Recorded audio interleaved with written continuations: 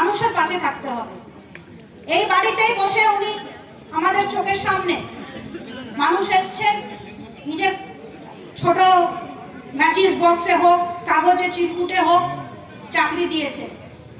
আমার মনে পড়ে এমন একদিন যখন বরকত সাহেব ওই ওপরের হলে বসেছিলেন, অনেকজন ওই হলে ওনার সঙ্গে বসেছিলেন, দেখা করতে এসেছিলেন। একজন এলেন, এসে বললেন যে আমার খুব সমস্যা, আমার একটা চাকরি লাগবে। বরকত সাহেব ওই কাগজে লিখে ওনাকে চাকরিটা ব্যবস্থা করে দিলেন, বললেন যাও তোমার চাকরি হয়ে যাবে, রেলের ডিপার্টমেন্টের সঙ্গে কথা বলে নাও, তোমার কাজ হয়ে যাবে। ওই লোকটা খুব খুশি হয়ে চলে গেলেন।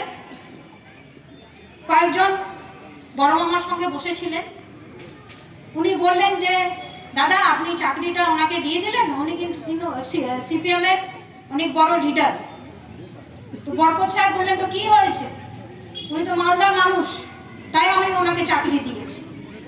তো এই আবেগ, যে আগে মানুষকে ভালোবাসতে হবে, তারপর ধর্ম, তারপর দল, কিন্তু প্রথমে মানুষ।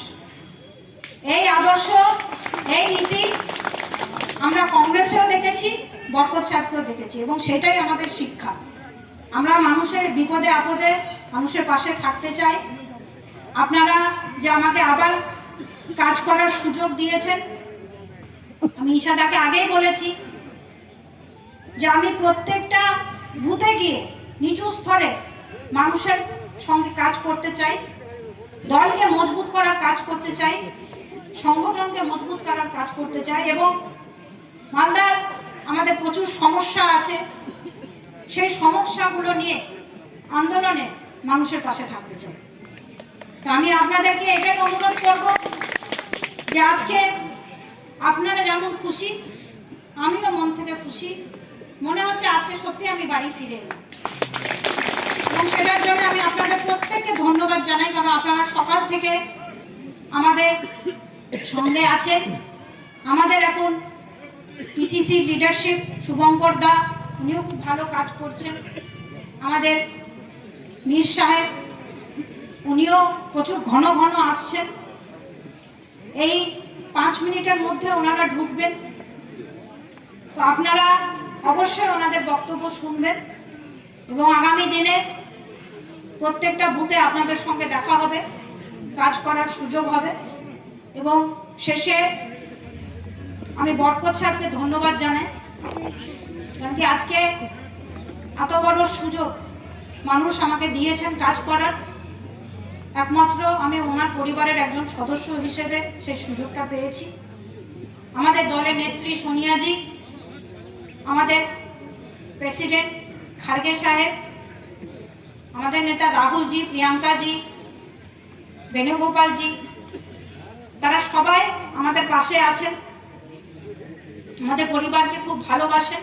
আগামী দিনে ওনারাও নিশ্চয়ই আসবেন ইলেকশনের সময়। তাই আজকে এই মঞ্চ থেকে আবার আপনাদের সকলকে ধন্যবাদ জানিয়ে আমি আমার সংক্ষিপ্ত বক্তব্য শেষ করছি। ধন্যবাদ। মালদা জেলা কংগ্রেস আমাকে ওয়েলকাম জানানোর জন্য অনুষ্ঠান আয়োজন করেছেন। আমাদের সঙ্গে আমাদের সম্মানীয় ডিস্ট্রিক্ট প্রেসিডেন্ট আমার প্রিয় দাদা ঈশা খান চৌধুরী এখানে উপস্থিত আছেন। আমাদের এআইসিসি পিসিসি থেকে আমাদের কিছু গেস্ট এখানে এসছেন, রণজিৎ ভাই আছেন এখানে, আমাদের আশফাক সাহেব এসছেন, আমাদের কংগ্রেসের লিডারশিপ এখানে সবাই উপস্থিত হয়েছেন। প্রত্যেকটা ব্লক থেকে ব্লক প্রেসিডেন্টরা উপস্থিত হয়েছেন, ডিস্ট্রিক্ট লিডারশিপরা উপস্থিত হয়েছেন, আমাদের ব্লক লিডারশিপ, অঞ্চল লিডারশিপরা উপস্থিত হয়েছেন, এবং সকাল থেকেই আপনারা বেরিয়েছেন। তাই প্রথমে আমি আমার সালাম আদাব নমস্কার জানাই, এবং আন্তরিকতাভাবে আপনাদের প্রত্যেককে ধন্যবাদ জানাই যে যেভাবে আপনারা সবসময় পাশে রয়েছেন। আমি একটা চিন্তাধারা নিয়ে 2019 সালে তৃণমূলে গেছিলাম। আমার মনে হয়েছিল কি বিজেপিকে আটকানোর জন্যে সেটাই সঠিক সিদ্ধান্ত, এবং আমার সঙ্গে যারা এই ধারণাকে বিশ্বাস করেছিলেন তারা গেছিলেন। আমি তৃণমূলেও কাজ করেছি, কিন্তু কাজ করার সময় কোথাও না কোথাও একটা মনে হয়েছে যে যেনাকে দেখে আমি রাজনীতি জয়েন করেছিলাম, পলিটিক্স জয়েন করেছিলাম, আমাদের সকলেরই প্রিয় এবিএ গানি খান চৌধুরী। ওনার কাজ করার জন্য উনি যেভাবে সারা জীবন কাজ করেছিলেন, আমার মা রুবিনু যেভাবে সারা জীবন কাজ করেছিলেন, ইশাদা, আমি এবং আমাদের পরিবার অনেক বেশি ইন্সপায়ার্ড হয়েছিল। এবং ইশাদা খুব ভালো কাজ করছেন। উনিও নিজের জীবনের একটা অনেক সময় উনি কানাডায়, সুইজারল্যান্ডে কাটিয়েছেন। হয়তো উনি ওখানেই থাকতেন, কিন্তু আমাদের প্রিয় লিডার ডালু মামা, ওনার বাবা, ওনার কাজ দেখে, বরকত সাহেবের কাজ দেখে উনিও সব কিছু ত্যাগ করে মালদা জেলায় ফিরে এসেছিলেন কাজ করার জন্য। আমারও মা বলেছিলেন যে বাইরে গিয়ে কিছুদিন পড়াশোনা করো, LLM করার কথা ছিল।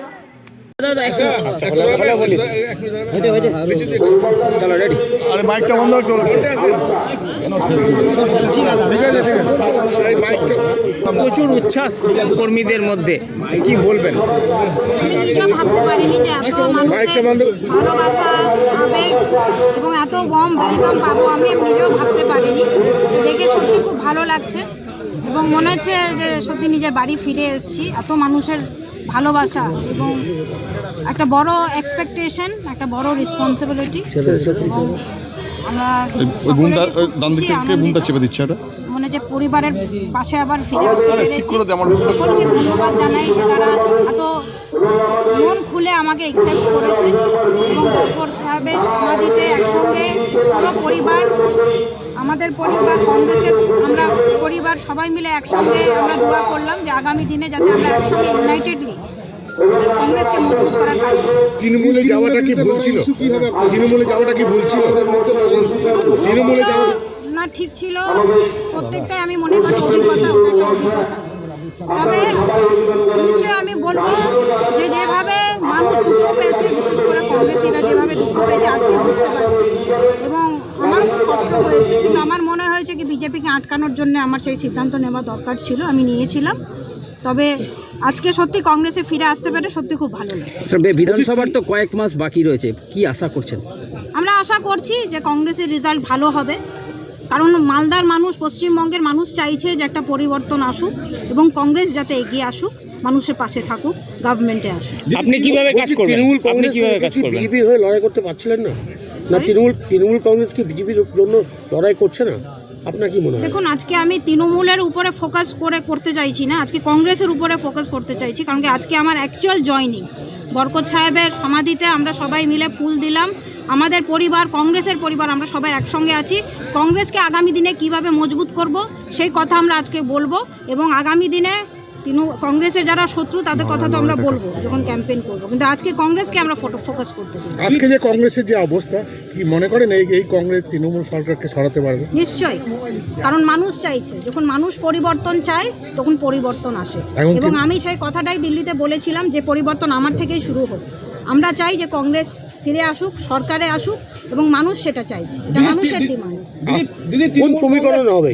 দিদি তৃণমূল কংগ্রেস বলছে যে শুভেন্দু অধিকারী নাকি আপনাকে এই কংগ্রেসে নিয়ে এসেছে। সেটা মানুষ, তৃণমূল কংগ্রেস কি বলছে ওটা ওনাদের ব্যাপার। বিজেপি অনেক কিছু বলছে, তৃণমূল কংগ্রেস বলছে, ওরা বলতেই পারে, এটা ওদের ব্যাপার।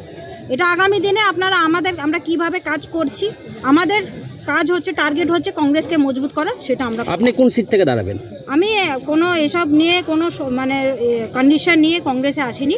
কংগ্রেসকে মজবুত করার জন্য এসেছি এবং প্রত্যেকটা সিটে আমি কাজ করব।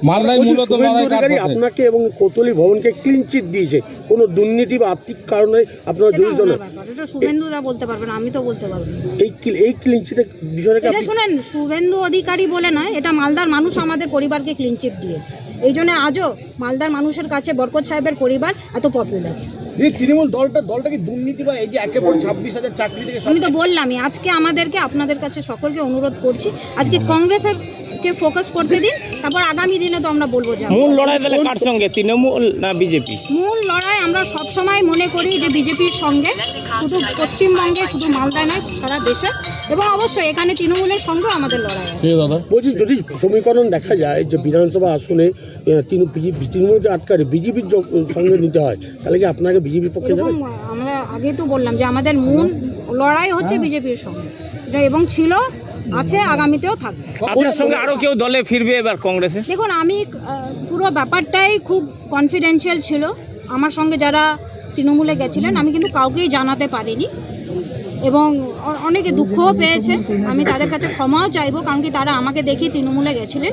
কিন্তু আমি পুরোপুরি ওনাদের হাতেই ছেড়ে দেবো এটা, যে ওনারা যদি মনে করেন যে আমার সঙ্গে ফিরতে চান, কংগ্রেস পরিবার সবাইকে ওয়েলকাম করে, এবং আমি খুব আশা করছি যে অনেকেই ফিরবে। দিদি, কোন সমীকরণে কংগ্রেস বাংলায় আবার ক্ষমতায় আসবে? আপনারা দেখবেন সমীকরণ ঠিক হয়ে যাবে। দিদি কংগ্রেস বলছি মালদা বা রাজ্যে শূন্য কংগ্রেস বিধানসভায়, হ্যাঁ। সেই জায়গায় আপনার লোকসভাতে তো কংগ্রেস ভালো রেজাল্ট করেছে।